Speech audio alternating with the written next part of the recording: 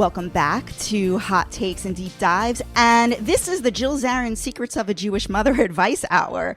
So I pitched Jill an idea in which she's going to give you advice on modern dating, relationships, friendships, work. I had people submit tons of questions about everything you want Jill's advice on. Hi, the OG of Roni, Jill Zarin. Really? Yes. Oh my God, I'm so flattered. Well, lie to me and tell me that you got more than one. No, I have tons of questions ready to go. I appreciate it. That's so nice. And you put so much work into it, of course. Yes. Listen, I have my trusty Secrets of a Jewish Mother book ready to go. So the one thing I just want to brief you on, so this is a largely like gay audience, like this is, you know, kind of like a gay show. So when you're answering the questions, I would say just keep that in mind. We can target this to like, I would say 30 to 45-year-olds, the majority of whom are gay, guys and girls. I mean, listen, I have some, shout out to my straight female listeners. I love you, but this is, modern dating advice. You get it. Are you gay? Are you gay? Yeah. Okay. I didn't know that. That's why. So that's why, because I'm wondering if you're straight, how you have this gay audience. No. Got it. It's a gay, Housewives have a big gay audience. Yes. We know. Yes, guys and girls, I'm telling you. Guys and girls. I mean, can I get just like one quick Roni question out of the way before we jump into it, just to sort of. So I would love to know, where were you when you found out that they were splitting Roni into two? Like, give me the play-by-play of your emotions. Well, no, that's a great question. No one's asked me that. I was actually with Allison doing a photo shoot for what I'm wearing right now, which is this Bravo, merch that we've been selling on JillZarin.com. And I guess somebody had one of our phones, or Allie, I don't remember who, but somebody like shouted, "Oh my God, you got to read this." Mm-hmm. And I go and I read it, and it says they're splitting it up into two. And I'm like, this is bullshit. This is just like another blogger coming up with whatever. Mm-hmm. And I said, who's the source? And then I look and it says BravoTV.com. And I'm like, wow, that's real. Then after I finished the photo shoot, I of course dug it out and found out it was all from Variety, because even some people didn't even mention the source. They just said what was said in the story and didn't say where it came from. It came out of nowhere, left field, totally surprised. Totally makes sense, but totally surprised. So you think it's do you think they're going to keep any, if we have like Leah and Ebony as sort of like I won't use the word legacy, but sort of as like the newer people, do you see them completely starting from scratch, meaning getting rid of them too? I think that they'll go to them first to find a cast.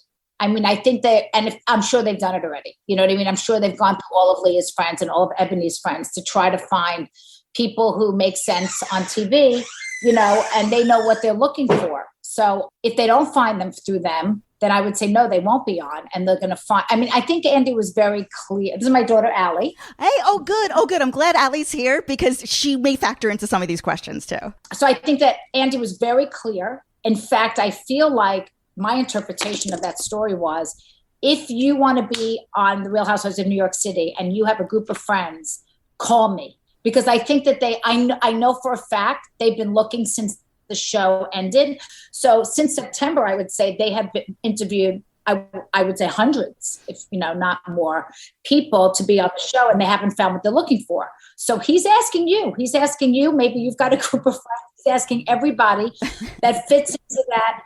I think what it is again, this is interpreting. I think the legacy show might be one and done, because, how old can we get? How long can this go at our age? I guess we're the Golden Girls now. So I think if they're looking at the longevity of the franchise, they've got to start over, right? They got to start with girls in their 30s, and then they'll grow up for 10 years, hopefully. I don't think they see the show ending anytime soon. I would say that back 10 years ago, they would have given this show maybe a 10-year run on the outs, on the biggest imagination.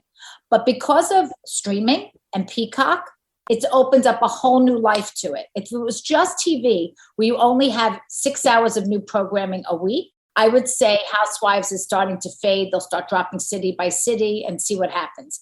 But because of the digital platform, I interpreted that Legacy might be pitched for Peacock. Just like, the girls trip that I just did, it was made for Peacock. Yes. The fact that they aired it on Bravo was just like a bonus, I think, because it did so well on Peacock. But that's what I'm saying. So they could have the legacy show on Peacock and have the new Housewives of New York City show on Bravo, Yeah. and they could both live happily ever after.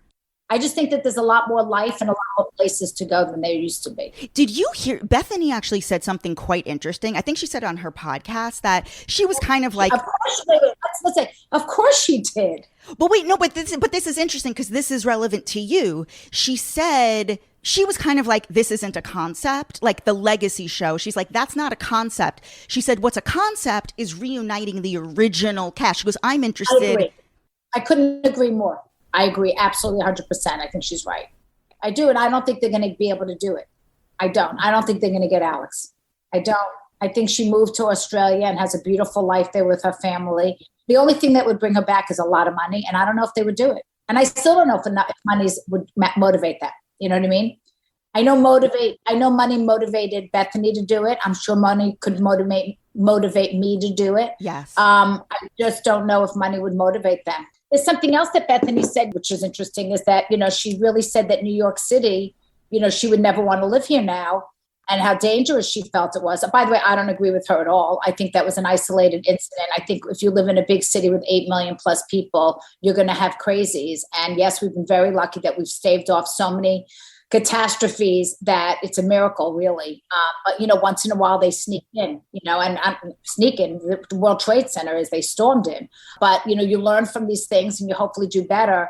But I think by saying that, it's like, how could you come back on New York City Housewives? Like if you're going to say that you don't want to be here and you don't want to be part of that culture. I never left my roots there. Like I live in Florida now, but I still have a place in New York because I'm a New Yorker and I always will be. And even if they struggle with hard times, it doesn't mean I'm going to abandon her. Yes. Yes. Does Andy know that Ramona lives in your building? I don't know. I guess he will now. How has that been? You know what? I've been in Florida most of the winter. I haven't been in that apartment more than a week or two. So I ran into her once. And she's in Florida too. She bought a place in West. I've seen her more in Florida than New York. Oh, that's funny. Why is it taking so long for them to air the girls' trip in the Berkshires? What is going on? Well, first of all, I'm going to tell you right now, I'm flying to New York next week to do my final interview. And when I say that, when you sit in the chair and they ask you questions and they put that, and people who are listening may not know, and then they put that little snippet, that one-liner. We still have one more to do to wrap it up. So that's Tuesday I'm doing it. But what is taking so long? You shot this like a year ago. What is taking? It's not going to come out till the end of June, I'm guessing. I have no excuse. I don't know why. I mean, it just takes a long time to do it. But I'll tell you, it'll be worth waiting for. I promise you. I don't think some of the girls have a clue as to what's going to happen. That's all I can say. I don't think they have a clue I don't think they remember things that happened that are going to come out of the show, and they're going to be shocked. Well, because you don't drink, so you remember everything. I am sober, meaning like I know what's going on when I'm doing it. I know what I'm saying. And I also, by the way, I'll say this because nobody did this, but like there's nothing worse than a repeater. When you're with someone drunk and they repeat the same thing over and over and over, and you're like, okay, no one did that, by the way, on the show. But I'm just saying there's nothing worse than that. So when you're with drunk people, it does make it, hard. But listen, take any 7 people who have 8 personalities and put them in a house or a hotel for a week. You're going to have people, fighting, yelling, screaming. But at the end, it's all kumbaya. It's all good. And I had a great time. And I'm so grateful I did it. And I'm so happy that Dorinda let us do it at her house. She's a beautiful home in Berkshires. Absolutely magnificent. I need you on the Roni legacy. I need you on that. Thank you. Well, you know who to call. Call Andy Glanville. You have his number, not me. I know, I do have his number. I just hope, what scares me about the legacy is I can never live up to what people think I am. I think I disappoint everyone. I don't know. No. Let's see what happens on let's see what happens on this show with people like me. Because I am exactly me in the show. So I can't complain afterwards. You know what I mean? I can't be like, well, the season that I had with Bethenny, a lot of it had to do with Bobby being sick and diagnosed. And I was not Jill Zarin. Like I was not myself. It was not a body experience. I didn't behave the way I should have behaved. I didn't have the right impulse control. I just didn't, All right. let's jump into Secrets of a Jewish Mother. Jill Zarin is going to dole out the advice. Okay, number one, a friend of mine, he was on the apps and a guy said to him on the app, I don't date Geminis. Literally discrimination because he's a Gemini. Well, I would write back to him, I don't date jerks. First of all, I have to say my father and my sister and my nephew are all Geminis, but my sister and my father are the most amazing people on the planet. And I get along with Geminis, amazing. But I will say I do believe in signs being compatible. I mean, 2 out of the 3 men in my life who I've loved, actually 3 of the men in my life that I've loved have been Pisces. Now, Gary's not a Pisces, which is interesting. But my first husband was, my second husband was, and my first real boyfriend. I think that people can be very compatible, and there are certain signs that I am not friends with. I don't have friends like if I look at like my closest friends, I have 5 friends who were born on May 17th. 5. What does that say? 5, not 4, 5 people. So clearly my point is that this guy doesn't get along with Geminis. He's had a bad run with Geminis. He has, personally. What is your relationship to astrology? Like, I remember you told Jeff Lewis to like wait 2 more weeks to implant his next child's embryo, so to ensure that the kid wouldn't be a Scorpio. I know when you talked about how Allie is a Scorpio, and it's like the whole thing. I was joking. Allie's Scorpio.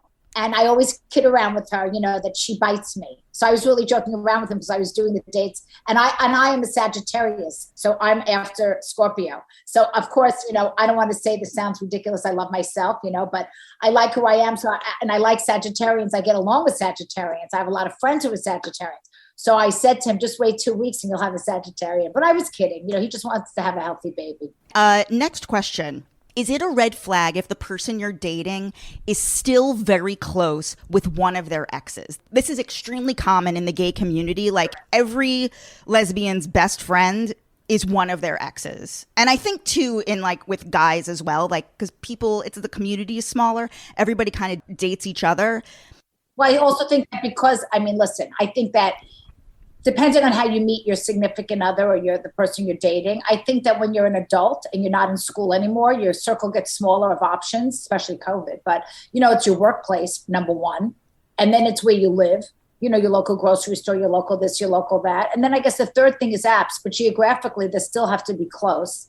So like you said, you're a small percentage of the population, so that makes it even smaller. So of course you're going to know people or stay in touch with people who you've maybe dated before. Also, mom's best friend is my dad, so. Yeah, and I'm not gay, but my best friend is her father, and he works in my, her dad is my ex, and he works with us in my business. Oh, I had no idea about that. Yeah, so not a red flag. Makes a great TV show though, doesn't it? Wow. That is interesting. It's hers and ours, and my boyfriend, Gary, and Steven get along amazing. Yeah. Amazing. This is sparking a big, actually, this was actually the initial question that I had in mind was, was literally thinking to myself, how is it that Jill Zarin has these men who, like, Bobby was like the most devoted husband, and then you very quickly like found Gary. How do you find these men who just are totally in love with you to the point where they go to work for you? And now you're saying that like your first husband, Allie's dad, is working for you. What is this Jill Zarin power over men? God, I wish I could borrow that. I think my mother taught me, and my sister, who's been married 35 years, how to be in a relationship. And my parents are married 65 years this Christmas. With all the fighting and all the yelling and all the screaming and all the thing, the core is love. Mm-hmm. And my father's absolute 100% devotion to my, I want to say with love, crazy mother, which Allie would say crazy mother, me. And it's knowing how to pick the right person for you. It's a little bit of luck. It is. It's a little bit of luck. You got to have luck in life. You have to have a little bit of luck. You really do. Not favor, but luck. So, you have to be in the right place at the right time, like that kind of thing. You have to, let's put it this way, you're never going to meet anyone sitting at home. But COVID made it much more difficult for people. So it's really important to go against your nature, which is to be in your sweatpants and stay in bed all day, which is what I would like to do, and get yourself up and showered and dressed and out, wherever out is, so you can meet that person. I think Allie may be able to chime in this next one. So there's a whole phenomenon going on where they meet on the apps, they go out on a date, or they even meet in person. And instead of, oh, let me get your number, it's let me follow you on Instagram. There's a whole, this power of exchange going on with the Instagram follow. Have you experienced this, Allie? I don't like it because I don't like people see my Instagram first. But I would say mostly my gay guy friends will when I was with all my friends in Miami, all of them, all they want to do is see their Instagram, slide into their DMs. They don't need me. They don't need me to give them their number. They don't need an introduction. They'll just slide into the DMs. I don't know why. It's more of my friends like that than my girlfriends. I don't think would slide into guys' DMs. I don't know. I certainly wouldn't because I have more of a following. Mm-hmm. But I wouldn't want people seeing my Instagram first. Maybe some other people do want that because they want people to know who they are. How long would you be dating somebody before you'd be comfortable with them either following you? When is the appropriate time for the follow? Realistically, because I am public, I would be stupid to think that they didn't see my Instagram. I don't follow immediately, maybe until after the first few dates. But I'm seeing someone now, and I think he DM'd me, but we were mutual friends. So the girl said just DM her.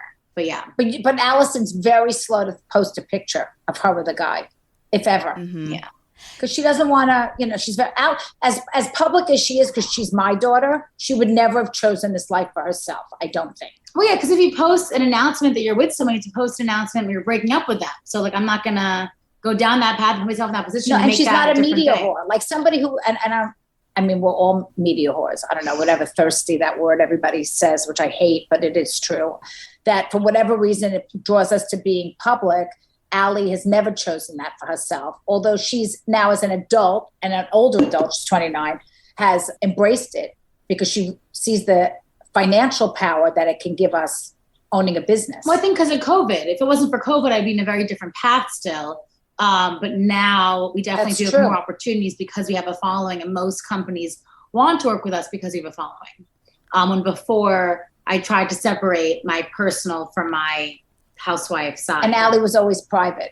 Even her Instagram was private for a while. Yeah. Jill, suppose Allie fell in love with a guy, but he wasn't Jewish.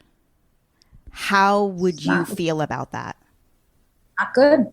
But I don't think it'll happen. I think that, and you have to ask Allie herself. And it's not about being Jewish as much as it's having the same cultural in common. Life is so hard from the get-go, and it's just easier in life if you marry people of like kind, familiarity, and rituals. We're coming into Passover and Easter. And I think when you don't have the responsibility of raising children, I have less of an objection to it, because it ends with you. You choose what you want to do, and your mate chooses what they want to do, and that's all good with me. But if you're going to procreate and have children, adopt or raise or have your own, I think that you have more of a responsibility to help them in their life as much as you can with things that are the easiest that can be. And religion happens to be one of them. And I think that if you are Jewish and you have a Jewish mate, you're coming into the holidays, you both grew up this way, maybe one more observant than the other, but you understand there's the shorthand, there's the, when someone is not, and vice versa, you're coming into Easter, and if you're Catholic, you have your rituals and what you eat and what you don't eat. I think you don't eat fish on Friday. I think you don't eat meat on Friday. There's all these rituals that someone being Jewish doesn't understand. Doesn't mean that we couldn't embrace it and love it and whatever, but the tradition dies because now your children are not getting it one way. They're getting it both. They really don't think that there's a, importance to either one. It's already getting diluted. I can say that I am more diluted than the way I grew up. Passover was a very sacred time for my family. And now my family's a little disjointed. I'm in Florida with my parents. My sister's up north. So she's with her family and my cousins up there, and I'm with my parents here. 50 years ago, I'm 58, 50 years ago when I was 8 years old or whatever, I mean, we had 75 people at a hotel. It was just a different, the old days. But I think being Jewish is like a simplification, like in any religion, there are always different layers. Like I have Sephardic friends or Persian Jewish friends or more Orthodox friends, and they're all so different. Like if I was dating someone that was Orthodox, that'd be more different for me than someone that wasn't Jewish. Completely true. And Persian Jews are so. By the way, I've become very good friends. Persian Jews wouldn't want to date me. Well, that's true. Right. Maybe not Persian, but Orthodox Persian. Right. You know what I mean? Religious Persian communities. They don't even consider us Jewish. I mean, that's what's so funny. Different. There's so much, I don't know if the word bigotry, is it bigotry? Religious Jews who think that we are anti-Semite, aren't Jewish enough that we're like not Jewish. Like we might as well be anything that's in every religion. You guys obviously have your business together. What is your opinion or advice for somebody who is thinking of going into business with their boyfriend or girlfriend? Probably not a good idea. I mean, even Gary and I are not, business partners at all. Allison's my business partner and Gary helps me because he has a lot of experience, but we're not tied together financially. Not a good idea. Not unless you're married. Just not a good idea, because if you break up, now you have to deal with money. Right. You should be able to, if you're not married, you should be able to break up with your ex-husband and leave. That is true. And you know what? If things didn't go well, it would be very difficult for me to, separate that. Mm-hmm. But because we have a daughter together, I would never put myself in that position. I would, never do that. Yeah. Business with friends and family it's not a good idea. Yeah. Jill, there's a question for you about like dating as an older person. So obviously when Bobby passed and then you met Gary, like at a certain point, like we're very set in our ways. Like once you're like 40-ish, and if you haven't lived with somebody in a while, how do you adjust to cohabitating with somebody when you're meeting at say 50 years old and you're very rooted in who you are? Right. I get it. Every day he drives me crazy. There are things that he doesn't do that drive me crazy. I mean, he tries to make a bed. He can't make a bed. I mean, I've shown him 50 times he can't do it. He can't drive anywhere. He gets lost. I mean, I could make a list of things that we hate about Gary, right? No, we don't hate him. We say that with love. We just tell him every day we hate him, but we love him. You just got to live with it. And you got to do the things that he doesn't want to do, and he has to do things that I don't want to do. But what about for you adjusting to living with, like, after Bobby passed? I tend to think that the women are more difficult than the guys, but I don't know. I guess I haven't met guys who are really needy. I've been always with men who are not needy. Mm-hmm. Listen, Gary is one outfit. I pick a guy, like there's a test, right? And maybe it's in my head. I may not actually do it, but I know I've done things that get me to the answer. That my father always said that if he had a pocket full of money, he would give it all to my mother or to me, right? His daughter, give it all to my mother and keep 50 cents, maybe $1 for a newspaper. And I remembered that. I never forgot it. And those are the men I go with. Gary says to me every day, whatever his is mine.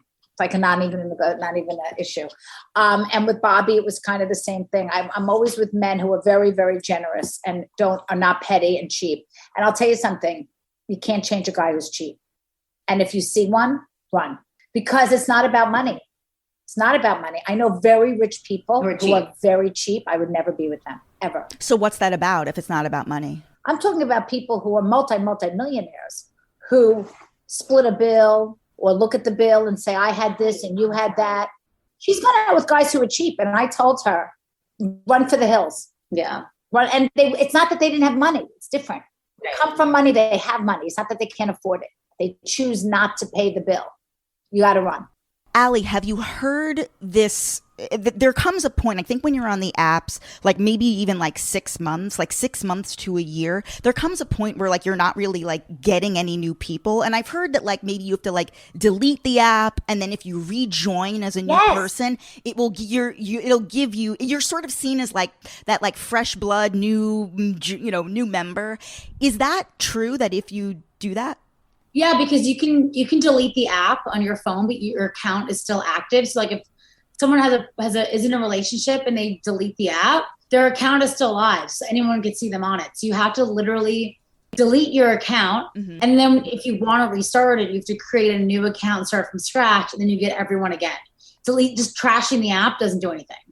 Oh, that's important to tell people. Yeah. So You delete have your to delete account, your name. sign up again. And stop the and do credit it. card, stop the whole thing, Yeah. leave the company, and then go back and start all over with a new And also password. you could play with your settings, like your location, your age range. Yeah. I have gone on my apps and fixed them for them. I have friends who have the worst profiles. The worst. I said, I don't get anybody. I don't get why people add other people in their pictures. Like my friend is gorgeous The and worst. stunning, Katie, or whatever, my friend. Okay. And she had her girlfriend in every single picture, including the first picture. I'm like, how would anyone know which person's you if every single picture is with someone else?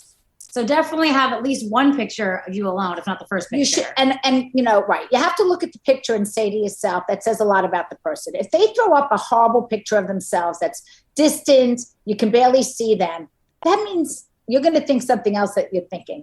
This is what I think. I think he didn't care enough. And that's not a person I want to be with. If he can't pay attention and care about that, how's he going to care about me? Out, next, swipe left, right, whatever. Jill, I want to I was kind of excited to go on the apps, and I never made it. I got taken up like that. because you have this Jill Zarin power. I don't know what it is. All I know is that I didn't make it onto the apps. I was kind of excited. And I told Gary, I said, you kind of, fucked me over because I really wanted to go on the apps. That's hilarious.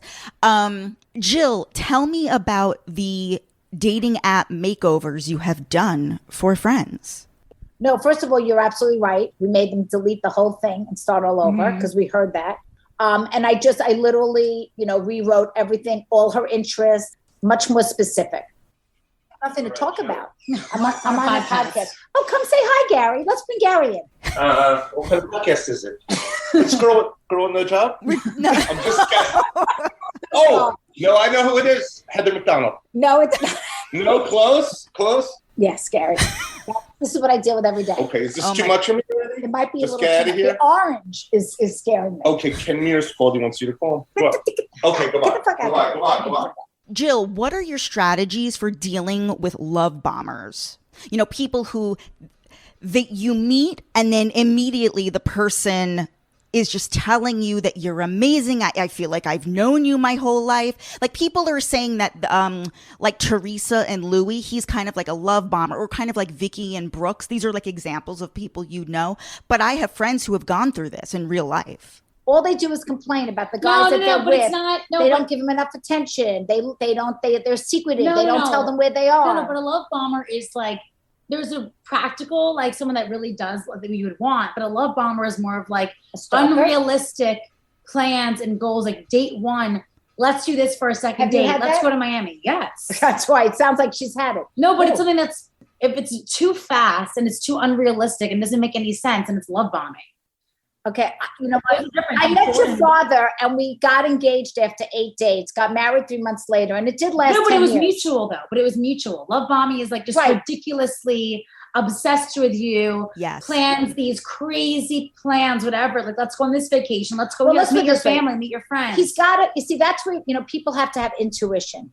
You have to be in the same place at the same time. Right, So mutual a love bombing, it's bomber not love has to bombing. find a love bomber.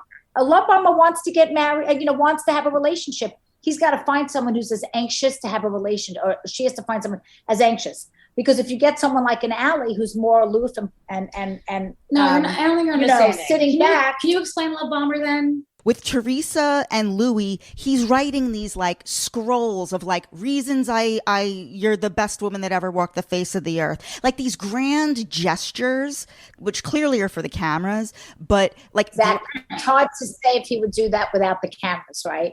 I like their relationship, by the way. It doesn't, from what I see on TV, I don't know if I agree with all the other girls who are against it, but I'm not there.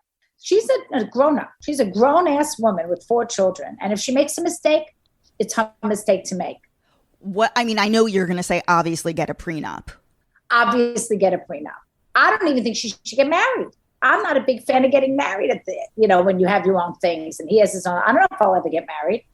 Okay, actually, this brings up a good point.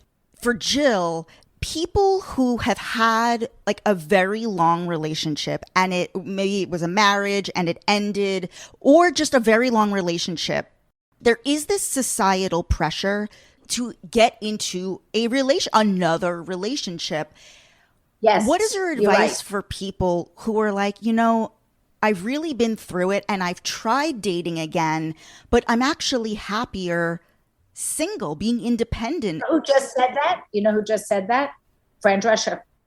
Fran Drescher is now the president of SAG, AFTRA. Oh, really? And she was married for many years and her husband was gay, right? Remember he came out? Wasn't that one of her TV shows? She had a TV show where it was like her ex-husband was gay. I think she had a big successful show. Anyway, so, and best friends with him, by the way, best friends. They were married 16 years and he was gay. And then she married a guy who was like a genius with, I think he invented like Microsoft Word. Like he was like a genius. Wasn't Kathy Griffin? No, it was a genius. And they were together. I don't know if they got married, but they were together like 3 years. And now she's been single a couple of years. And you know what she said? I want to be single. I'm happy. If I find someone, great. If there's room in my life at the time, terrific. But I have a very full life. I'm president of this. I'm doing this. I've canceled mansion. Why does everybody have to feel like I have to be with somebody to be happy? I'm perfectly happy. And in fact, I have friends who have been alone so long that they really are happy alone, but they think everybody else judges them or they're not welcome with other couples, which is a big pressure that you talk about is, you know, 4 couples are going to dinner. I'm alone. They're not going to invite me. You know, I have to have somebody to kind of be invited. And that's a different society pressure. But really, they're just very happy, you know, waking up in the morning, doing their own thing and picking where they want to go, who they want to go with. What about couples, gay or straight, struggling with infertility? Artificial insemination has been around for decades because of infertile couples. It wasn't invented because of... Would you like to answer that, Allie? No, you can. I feel like it's more of your story than mine, but mom used a sperm donor for me. Even though you were married? They couldn't have children. He couldn't have children. He tried. We tried. We went to infertility specialists. We did everything. And it wasn't me. It was him. And actually, it's my story is very complicated, but one of my alleged half siblings actually has 2 moms. So she knew her whole life that she was from a sperm donor where I didn't, because I had a mom and a dad that were married and I didn't think otherwise. So I was told later in life. How old were you when you found out? 21. Okay. I was a senior in college. Wow. Yeah. So Jill, when you and remind me, what's your ex's name? Steven. When you and Steven were trying to get pregnant and it wasn't working, obviously that puts a lot of stress on the marriage.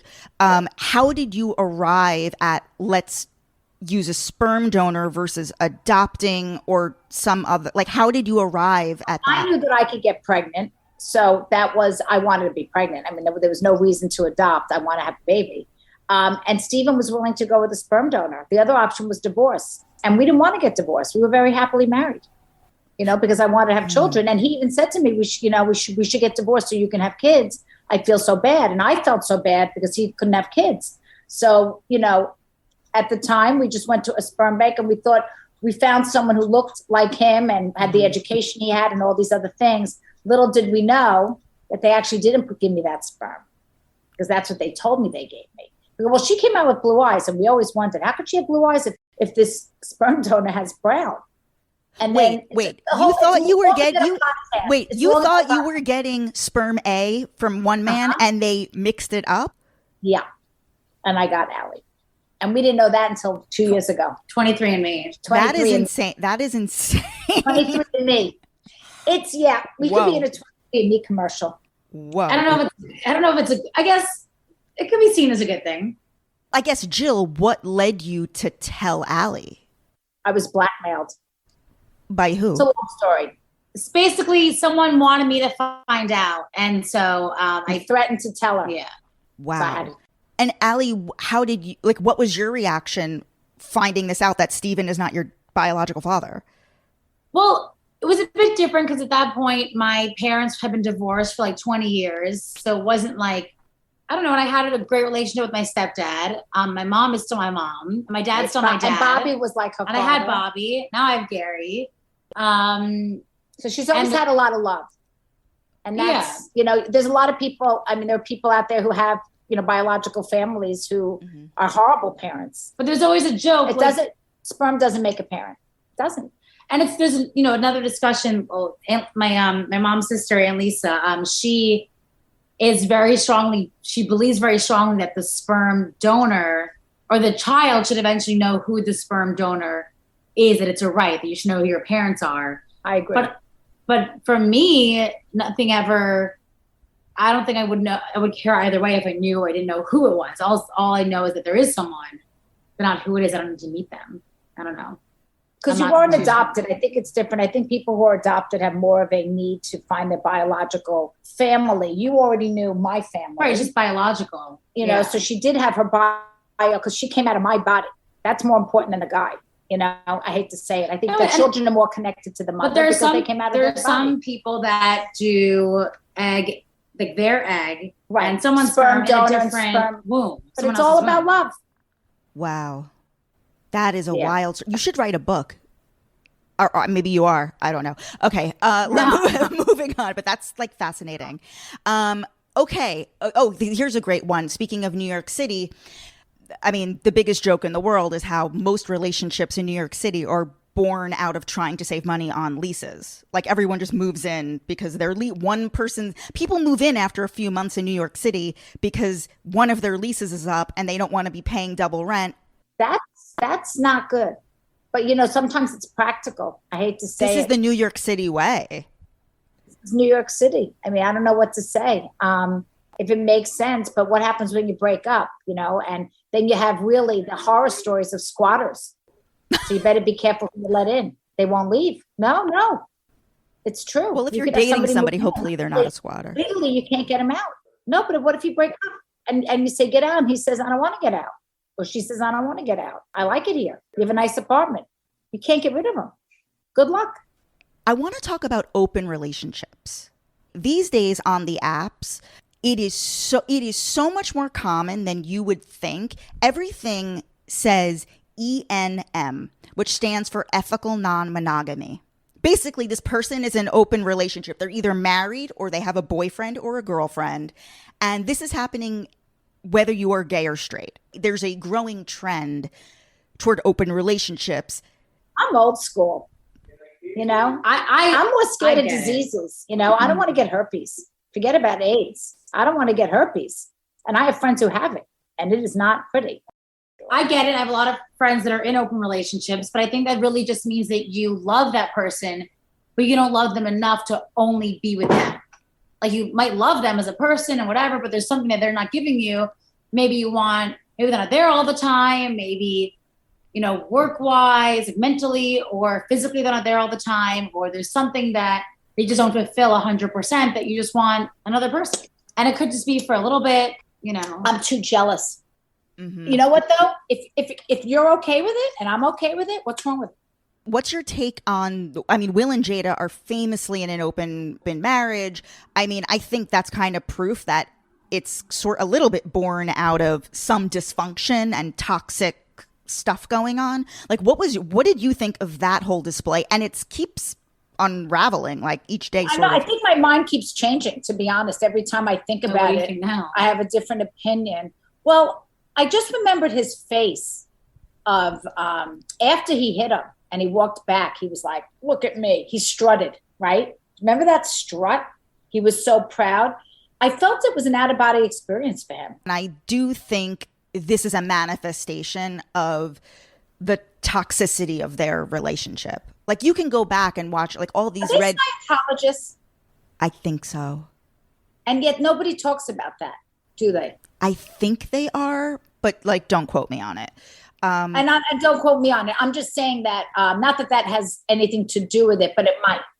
It might have something to do with their open relationship and the commitment. If it is true, you know, the commitment they have to that way of living may have affected his relationship with her. But I definitely think that she gave him a look, and he wanted to prove that he was the man.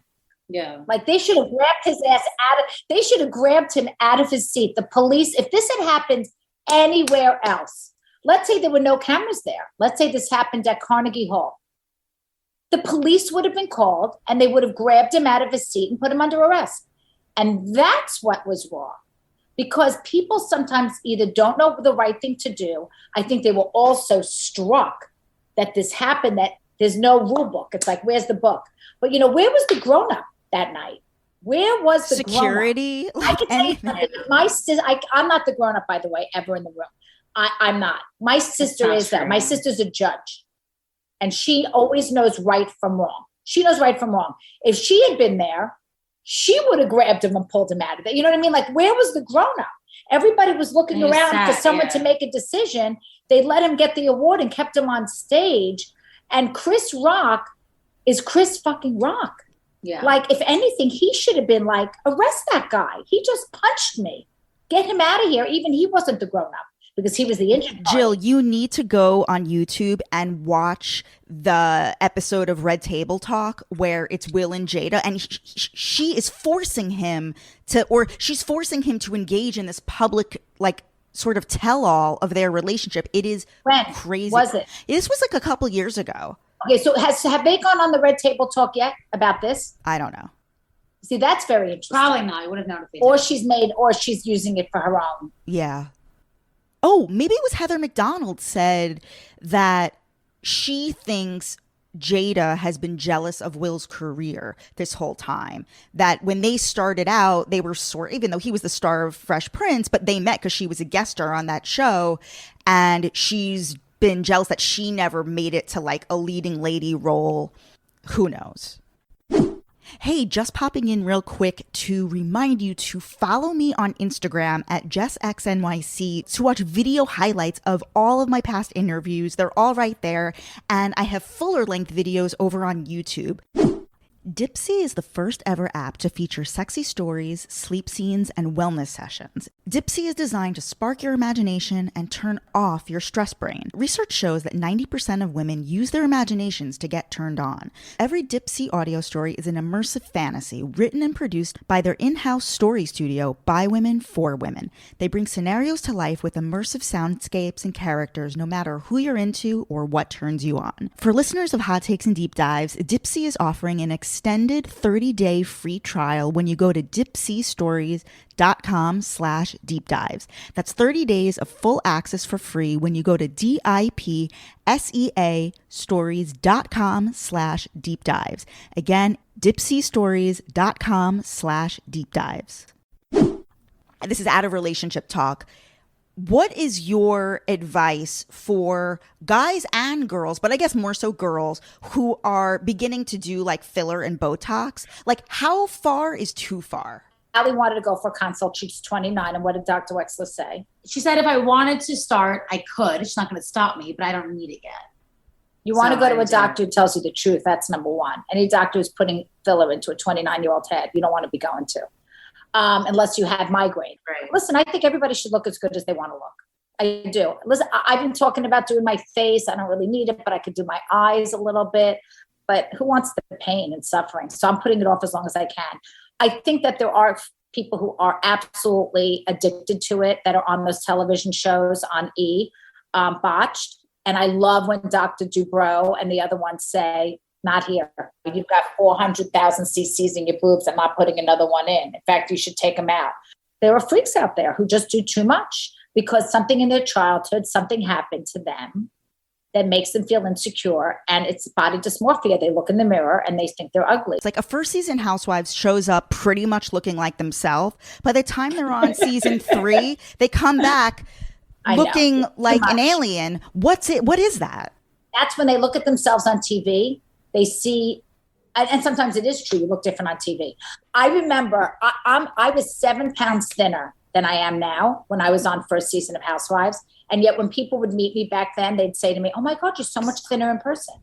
Because the camera does make you look heavier and fuller. So I think that part of it is that you see yourself on TV and you go, oh my God, I hate this, I hate that.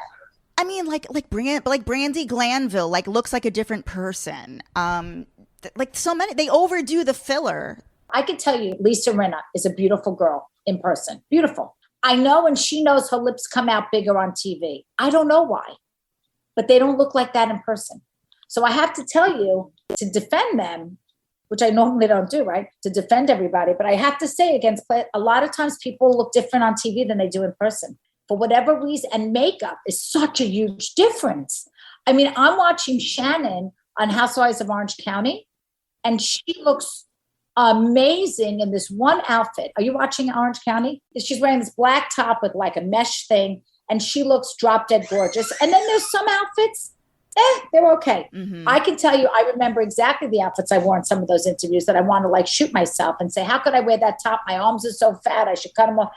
TV definitely distorts people's faces. Brandi, I'm just with Brandi. Brandi's beautiful in person. So, the TV might distort her a little bit. What is your take on wearing labels like, Dorit, head to toe, Gucci, whatever? No, I made a comment recently about it, but I'm a hypocrite. I mean, I wear labels. I wear labels on the show. I wear this like Louis Vuitton cashmere coat.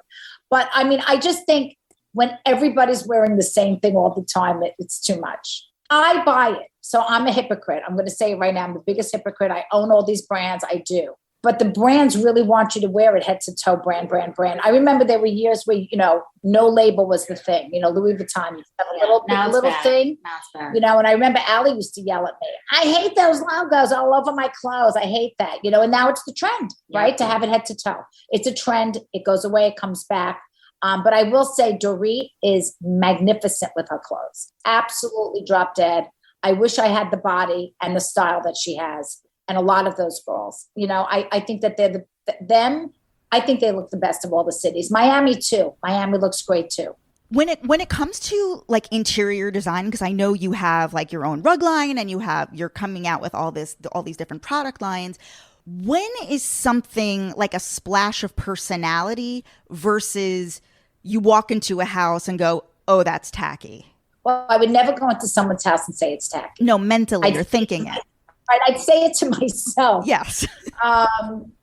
Listen, taste is definitely in the eye of the beholder. But I'm saying if somebody is decorating they've just bought a home and they're buying furniture, like what would you define as tacky versus like a splash of personality? I don't think anything's tacky if it's your personality. I think that your house should be your personality. Mm-hmm. I would never want to live in something that someone designs for me that doesn't feel comfortable and doesn't feel like me. And I don't think it's tacky because I live in it, but you might walk in and think it's tacky. Where do you splurge? Kathy Griffin used to say, you know what? I splurge on my real estate. I splurge on my homes. Mm-hmm. So I invest in expensive, furniture, expensive art, expensive real estate. That's where I splurge because I believe in investing smart. I would rather live in my whatever I have rather than looking at it in the bank or in an investment. I'd rather live in it, sit on it, look at it, art, things that I appreciate. I know that you actually, when you fly, you buy the seat next to you so that you can. I do. What is the purpose of that? Like, so you don't have to like sit next to somebody? No, because she's sitting on my lap. Bossy. It's for bossy. Got it. Yeah, for bossy, because she's not allowed to sit on the seat. She has to be in her bag, and she doesn't like to sit on the floor. Okay. And you know what I said to myself? That I've made it enough in life that I can afford to buy an extra coach seat for my dog. I've made it. I didn't say 2 first-class seats. I made a coach because especially if I'm traveling on business and someone else is paying, instead of giving me a first-class ticket, I asked for 2 JetBlue seats together, and it's cheaper than a first-class ticket on American or whatever. A few quick final questions. Number 1, is it ever okay to ghost a friend? Meaning you didn't have a big fight with somebody, but their energy is just no longer serving you. Is it better to sit down and have a conversation, sort of a breakup conversation with a friend, or is it okay to have a slow fade? Well, I've been ghosted and it's very painful because I couldn't get closure. Either they blocked me or wouldn't talk to me or whatever. And I still don't have closure. So I would say as the person who's been ghosted, it's very painful and horrible. And no one should have to be ghosted. But I will also say that I am weak and a bit of a pussy. Wait, I want to say something about ghosting. I'm scared to confront somebody. Do you know what I mean? mean? So but I've never ghosted anyone. But I'm just saying, I don't like confrontation, but I don't like a text breakup either. But there's a middle. My point is, there's a middle ground of like the slow fade, where like maybe you're no longer like text. Slow fade is good. But ghosting is mean. One of our final questions here regarding business. Somebody is an entrepreneur. They have their own business. Is it reasonable or not reasonable to expect friends to pay full price for your services? Or is it okay to discount friends and family? Well, I think there's different kinds of friends. I'm going to give you an analogy. In life, you have an audience. You have your front row friends, you have your orchestra friends, you have your balcony friends, and then you have people who are behind the pole that you are not talking to, but they're there and they may move up, and life changes. If you have small children, all those women that you see every day at school, those are like in the front row. When your kids are in college and their kids aren't friends anymore, they're up there, but you still say hi when you see them, right? Depends on the friend. If they're in the front row, you shouldn't even charge it. If God gave you a gift of like being a medium or something like that, it costs you nothing. If you're hanging out anyway together to give them a read or to do something for them, nothing costs you nothing. You're together anyway. On the other hand, if you're a lawyer, and time really is money, and you ask me to do a closing on your house for you, right? Yes, you should give them a discount if they're in the orchestra. If they're in the balcony, it doesn't matter, because if they're in the balcony, you don't even want them every day. You don't want them in that front. But if you want some, you know what I say? I'm going to give you my best advice. Do unto others as you would want done unto you. The old cliche. Treat them the way you want them to treat you, and vice versa. So if the expectation is, if I think that we're close enough that you should give me a discount, and I feel that I would give you a discount, then you should feel you should get one, because I would give it to you. But would I hold it against you? Maybe a little bit, being honest. I might hold it against you a little bit. It's true. I might. But you know what? All my friends get a discount on my website, jillandally.com and jillzarin.com. All my friends get a discount. My family gets a bigger discount. My family gets it at literally cost. I won't make $1 on my family. On my friends, they can pay for shipping. You know what I mean? Like, I don't have to make money on my friends. I'm not in that position. However, if you're in a position that you have to make money to eat, and the only place that you can do business is amongst your friends, then it's fair to say you can charge them. Just to up your price and give them a discount. There you go. Raise your prices. How do you like that? I love that. Yeah, I think referrals are a huge thing with friends. And yes, of course, I think like discount friends. I love my audience advice. That's the best one, is that you think of life as an audience. Jill, this has been so much fun. Thank you. Secrets of a Jewish Mother. This is our Mother's Day episode. You mentioned you have a discount code for our listeners. What do they do? Is it just the code? Yeah, Hot Takes 15. Hot Takes 15. You're going to get 15% off everything on jillandally.com. Jillandally.com. But we also have jillzarin.com for rugs and home furnishings. Unfortunately, and merch. Right, and merch. Oh my God, New York, Orange County, Beverly Hills, sweatshirts, hats, t-shirts. You're going to love the stuff there. Unfortunately, on that, I can't even do 15% off, because my rugs and stuff, I don't make much because I discount them so much. Go there anyway, because my rugs are they're all pet proof. Bossy can do whatever she wants on them, and they come perfectly clean, and they're all between $50 and $500 for the biggest one. They're very affordable. So outdoor rug season is upon us. Thank you so much. Everyone go follow Jill and Allie is an Instagram account. Obviously, Mrs. Jill Zarin. And thanks, guys. Thank you. Thank you.